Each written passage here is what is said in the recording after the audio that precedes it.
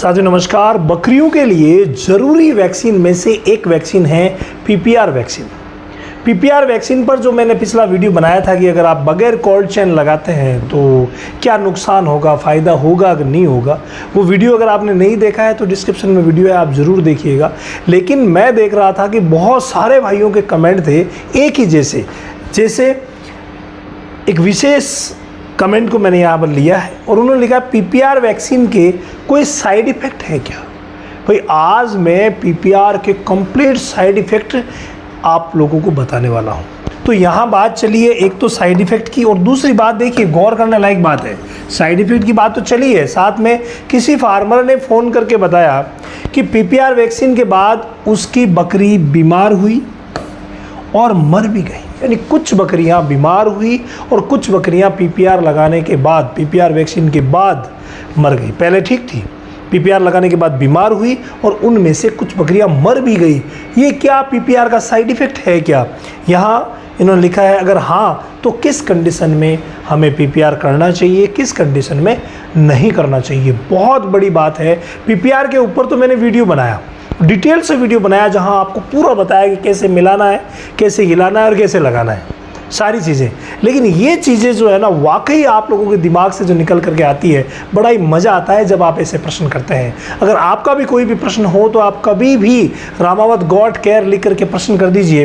वो प्रश्न जो है वो मेरे पास आएगा और मैं उसका कंप्लीट जवाब आपको ज़रूर दूंगा वीडियो बना करके। यहाँ अगर हम बात करें साइड इफ़ेक्ट की, तो पहली और इम्पोर्टेंट बात मेरी आप सुन लीजिए। अगर आपके फार्म पर या आपके आसपास के एरिया में कहीं पर भी पीपीआर आई हुई है, मान लीजिए पीपीआर बीमारी आई हुई है और आपने वैक्सीनेशन करवा दिया, तो वैक्सीनेशन एक्चुअली होता क्या है? उसी बीमारी का कमज़ोर कीटाणु होता है, आप सभी को पता है। तो वो जो है वो आ सकता है और आपकी बकरियों को पहले जो अगर वैक्सीन नहीं लगाते तो हो सकता है काफ़ी समय बाद आता, लेकिन वैक्सीन आपने लगा दी इसलिए जल्दी आप में आ गया। क्यों? क्योंकि आपके एरिया में पीपीआर था। तो कभी भी पीपीआर की वैक्सीन लगाएं, उससे पहले जांच कर लें कि आपके एरिया में कहीं पीपीआर बीमारी है तो नहीं। पहली बात तो ये। दूसरी बात ये कि अगर आप कहीं बाहर से लाई हुई बकरियों को पीपीआर वैक्सीन करते हैं तो एक विशेष बात सुनिएगा, जब भी बकरियां ट्रेवल करती है उस समय उनकी इम्यूनिटी डाउन हो जाती है और उनमें पीपीआर होने की संभावनाएं बढ़ जाती है। यानी पहले से ही पीपीआर का जो वायरस है वो उनमें हो सकता है, इसीलिए वो उनमें है। आप अपने घर पे लाए, 5-7 दिन बाद आपने उनको वैक्सीनेटेड करवा दिया तो वो और ज़्यादा खतरा बढ़ जाएगा और बीमारी विकराल रूप ले सकती है। ये साइड इफ़ेक्ट्स ही मान लीजिए आप, या जानकारी की कमी मान लीजिए, जिनकी वजह से पीपीआर वैक्सीन बदनाम हो रही है। बाकी ये बहुत अच्छी वैक्सीन है। अगर स्वस्थ पशु को लगाई जाए, आउटब्रेक फैलने के बाद नहीं लगाई जाए तो ऐसी कोई भी दिक्कतें नहीं होगी। इसके अलावा जब भी आप पीपीआर वैक्सीन करें उसके 7 दिन पहले उस बकरी की डिवॉर्मिंग ज़रूर करवा दीजिए। यानी अपनी बकरियों की डिवॉर्मिंग करवा दीजिए 7 दिन पहले, फिर 5-7 दिन तक उनको लीवर टॉनिक दे दीजिए। फिर वो एक नॉर्मल कंडीशन में आ जाती है। बीमार बकरी को कभी भी वैक्सीनेशन नहीं करना है, चाहे उसको दस्त हो रहे हैं, बुखार है, किसी भी तरीके की कोई दिक्कत है तो उसको आपको वैक्सीनेटेड नहीं करना है, वैक्सीनेशन नहीं करना है। ये विशेष ध्यान रखिएगा। अगर छोटी मोटी बीमारी है, आपको पता नहीं चल रहा किसको बीमारी है क्या, वो पशु चिकित्सक तय करते हैं कि बीमारी है या नहीं है। छोटी मोटी बीमारी है, पता चलता नहीं है, अंधाधुंध टेक दिया पीपीआर का वैक्सीन। और आप सभी को पता है कि जब पीपीआर की वैक्सीन लगती है ना तो बकरियों के शरीर पर ये बहुत अच्छा खासा प्रभाव डालती है। यानी नॉर्मल जो बकरी है ना उनमें भी 1-2 टाइम आपको बुखार देखने को मिल सकता है, 1-2 टाइम उनमें आपको मिल सकता है कि यार ये खाना पीना बंद कर दिया, सुस्त हो गई, बैठ गई एक तरफ जा करके। ऐसी कंडीशन पीपीआर वैक्सीन के बाद हो सकती है। इंजेक्शन की गांठ हो गई, अगर मान लीजिए लगाने वाला अनुभवी नहीं है, ये लगाने वाला अनुभवी, ये जो बातें हैं ना ये अब आप लोगों को परेशान नहीं करेगी।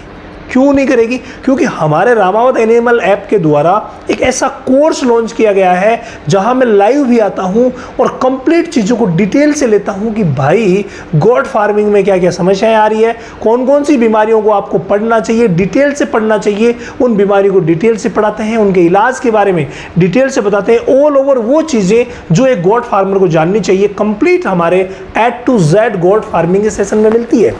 और ये सेशन हर महीने की 1 तारीख से शुरू होता है। आगे जो 1 तारीख आ रही है इससे भी शुरू हो रहा है। तो आप एक बार तो आपको ज्वाइन करना ही पड़ेगा। अगर आप गोट फार्मिंग कर रहे हैं तो एक बार ज्वाइन करेंगे, कंप्लीट नॉलेज लेंगे तो जीवन भर दिक्कत नहीं आएगी, क्योंकि सीखेंगे एक बार और अप्लाई करेंगे जीवन पर। तो वहाँ ये सारी चीज़ें जो है वो डिटेल से आप लोगों को बताते हैं, हमारा अनुभव बताते हैं, ताकि आप किसी भी सूरत में गलतियाँ ना करें। तो PPR वैक्सीन जब भी लगाई जाती है किसी भी सूरत में, जिसने खाना पीना बंद किया है, दस्त हो रही है, आफरा आ रहा है, बुखार आ रहा है, उनको आप कतई नहीं लगाएंगे, किसी भी तरीके का साइड इफ़ेक्ट नहीं होगा।